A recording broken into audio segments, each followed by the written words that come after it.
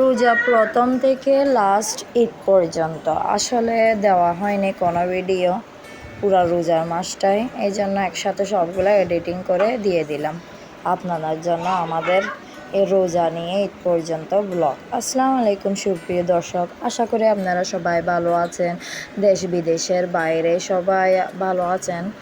এই রমজান মাসটা কোন দিক দিয়ে আসলো আর কোন দিক দিয়ে চলে গেল খবরও হয়নি।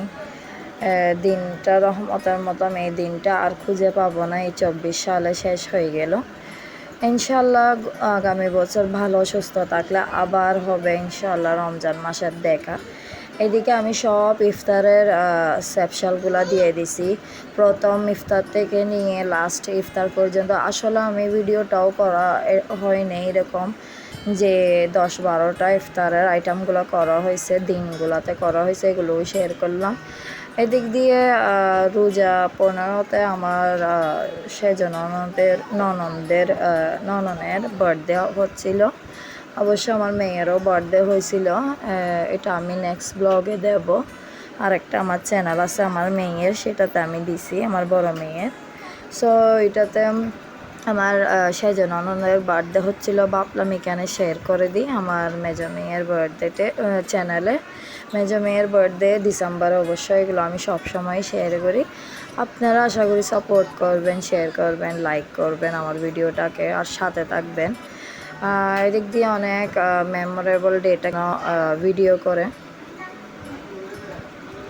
আসলে মেমোরেবল ডেটা ক্যাপচার করার জন্য ভিডিও করে আপনাদের সঙ্গে পোস্ট করে দিলাম। ইনফ্যাক্ট এটা আমি একটা মেমোরেবল ডের মতন ক্যাপচার করে রাখবো। এদিকে আমি কোনো মতেই ভিডিওটা করতে পারতেছি না। আসলে আমার চ্যানেলটা করতে, মানে এডিটিং করতে, ভিডিওটা করতে, চ্যানেলে দেওয়ার জন্য অনেকই কষ্ট হয় আমার। এডিটিংটা করতে পারি না, অনেক ডিস্টার্ব মোবাইলে।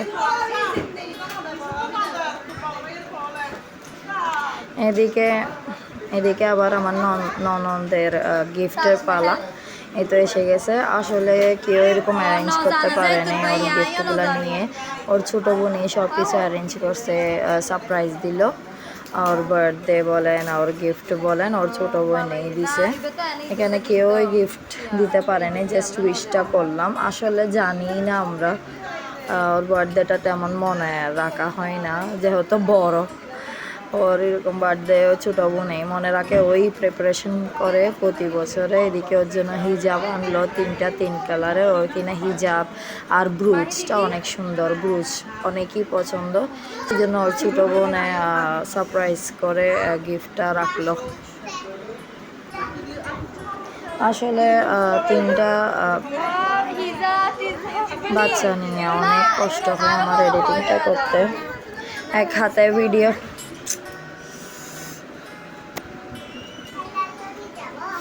হাতে বাচ্চাকে ক্যারি করে আর এক হাতে ভিডিও করতে হয়। ইনফ্যাক্ট এডিটিং করতে অনেক কষ্ট হয় আমার, কেননা ওরা অনেক কথা বলে, অনেক গাটাগাটি বলে। আমি এডিটিং করতে গেলে ওরাও চলে আসবে আমার সঙ্গে, ইনফ্যাক্ট দেখে ওরাও বলতে চায়, আমি বলি এখন বলিস না।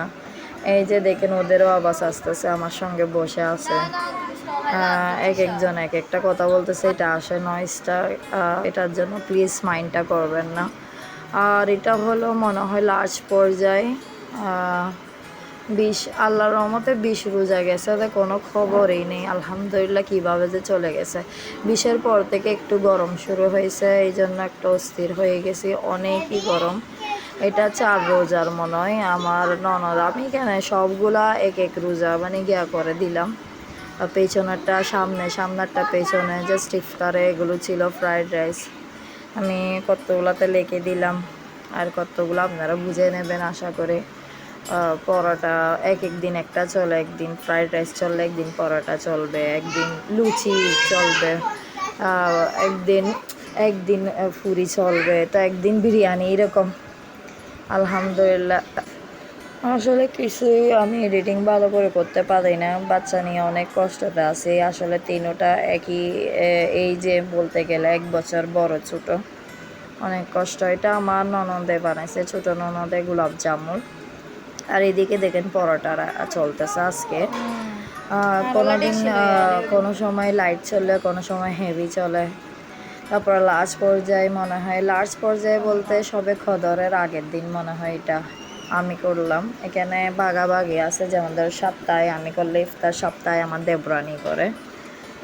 এগুলো আমারগুলো আমি যা পারছি, যেটুকু পারছি সবগুলো দেখালাম, আপনাদের সঙ্গে শেয়ার করলাম।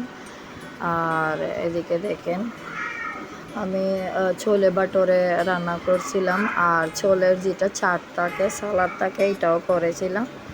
আমি যেটুকু পারছি সেটুকু ভিডিও করে আপনাদের সঙ্গে যতটা পারছি ততটা শেয়ার করলাম।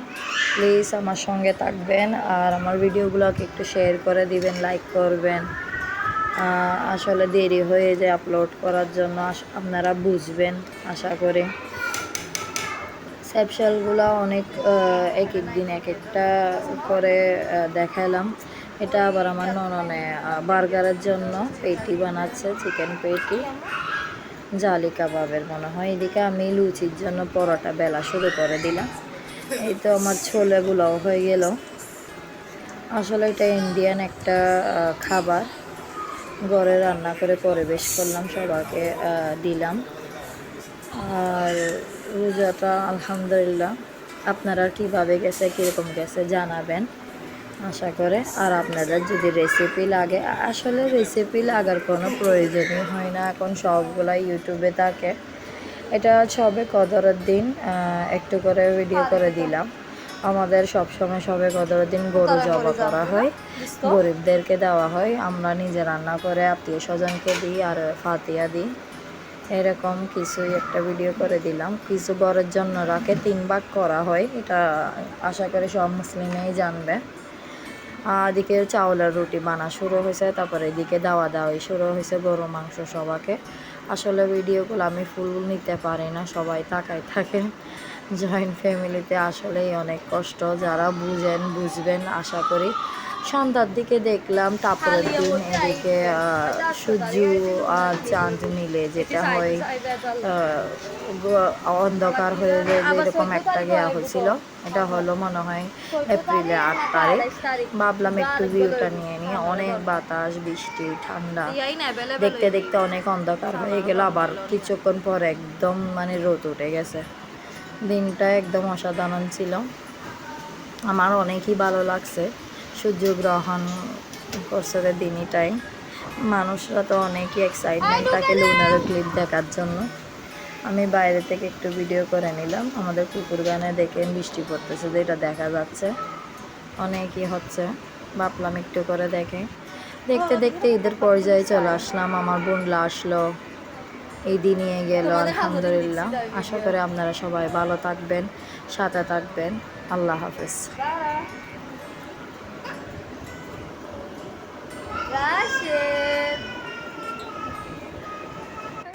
ইদি ইদি ইদি দেখো কিরকম গ্রিন কালারটা একটু দিয়ে ফেলা তো আর